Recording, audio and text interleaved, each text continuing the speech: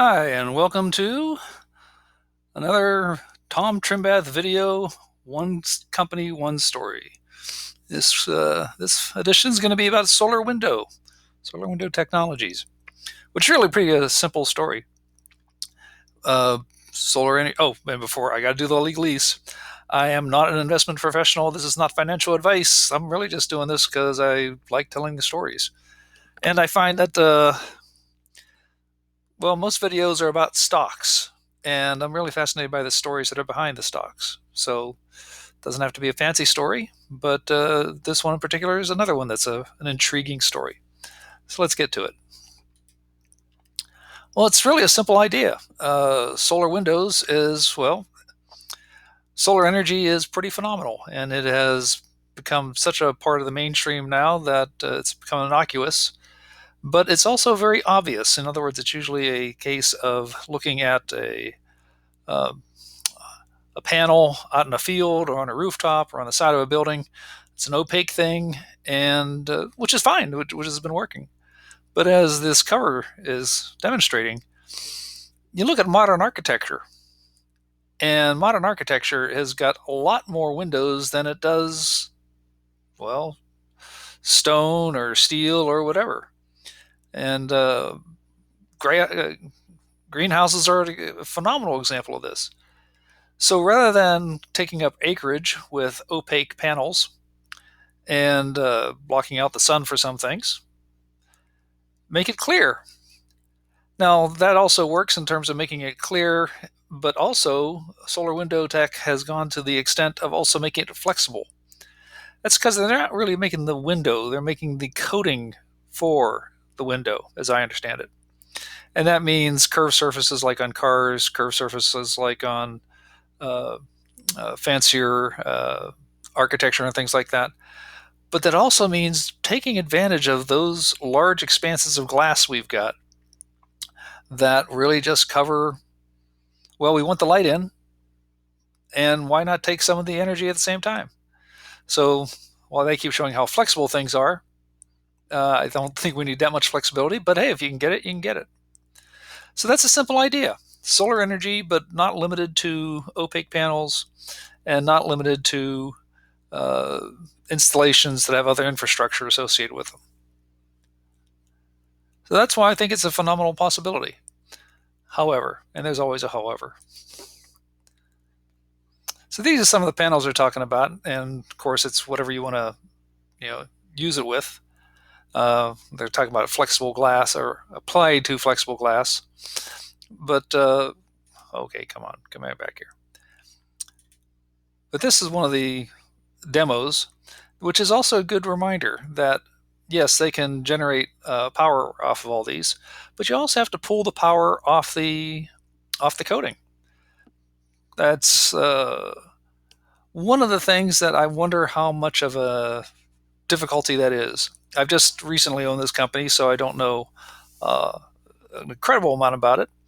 But some things that come to mind with them are just wonder what the difficulty is with being able to take the electrons and get them shunted off to something that's useful, which is not just going to be taping a wire to a pane of glass. It's going to have to be something else. It may not be much more than that, but that'll be that. And then I also wonder what their competition is doing. In other words, this is all flexible coatings rather than actual windows. And is it easier to just put in a solar window, an actual window that is a solar panel, which it sounds like they've skipped right beyond. And I have to admit, the one thing that's handy about doing a solar coating is that you can apply it to an existing surface. You've got one of these incredible glass and steel high rises. It be it'll be difficult enough to just put the coatings on all the windows, but imagine having to replace all the windows. That would be onerous. So that's why I see that they have a lot of potential. I'm really glad to see the innovation. I'm glad to see that they have come across a thing that, as soon as I saw it, was kind of like, well, duh, that makes sense. And I don't know how well it's going to succeed, but this is also, I didn't know everything about AOL when I first bought into it. I didn't know everything about Starbucks. I didn't know everything about Pixar. But you look at the idea and you go, that's a good idea. So there's an example of the installation. just so that you know that they are tackling the issue. Then I think they believe they have it tackled. Come on, refresh. There you go. So it's that simple idea. Don't have to explain that much more. The two main things that I know I am drawn to are the architectural, which is basically the buildings that we're in, and I love the idea of using greenhouses and things like that, especially for uh, a farmer who's now being able to make money off of wind power on their land and also uh, power off their greenhouses, and all of a sudden farming becomes uh, a conglomerate, a mini conglomerate, a diversified business model. They also talk about aerospace and defense. I can understand the application to that, as some have proved out.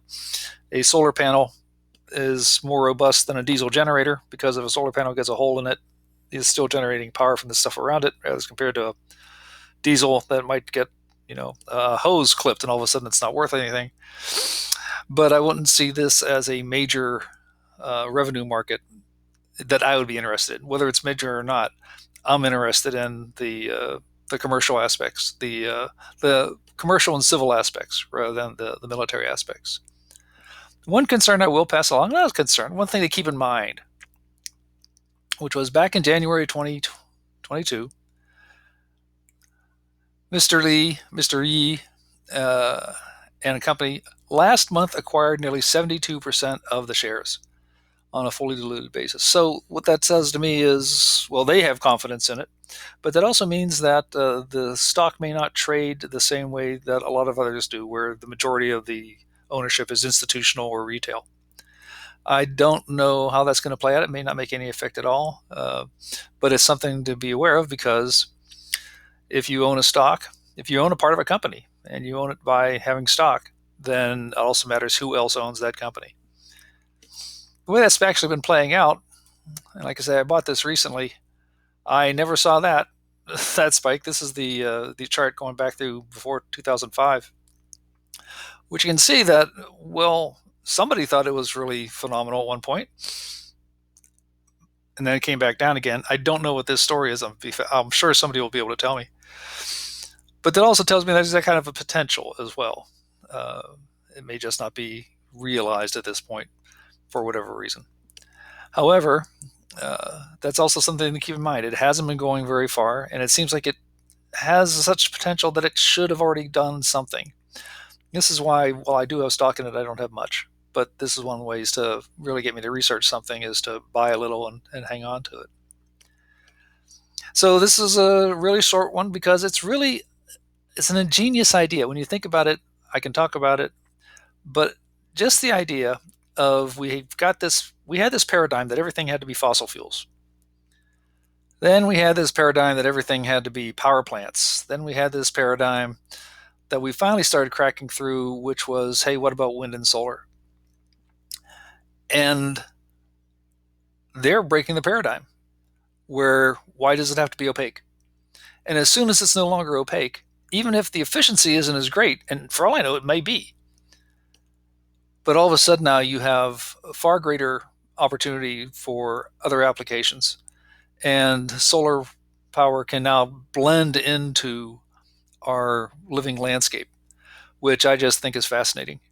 And whatever their market share will eventually be, and right now they're at a market cap of only 100 million or so. Just imagine how much even a slice of that larger market could be worth. Again, I don't know if they're going to succeed. I haven't been able to use the product. It looks good on the website. I don't know what the competitors are doing. I know that that's always an issue when you've got innovation, because somebody else could be innovating at the same time. But I know that I'm intrigued, and is it a price I could afford, to be honest, which is one thing. So I'm glad to be part of it, and I'll be watching it. And I hope this really simple description helps folks who are trying to just learn the first little steps about this. It's solar power, it's transparent, it's flexible.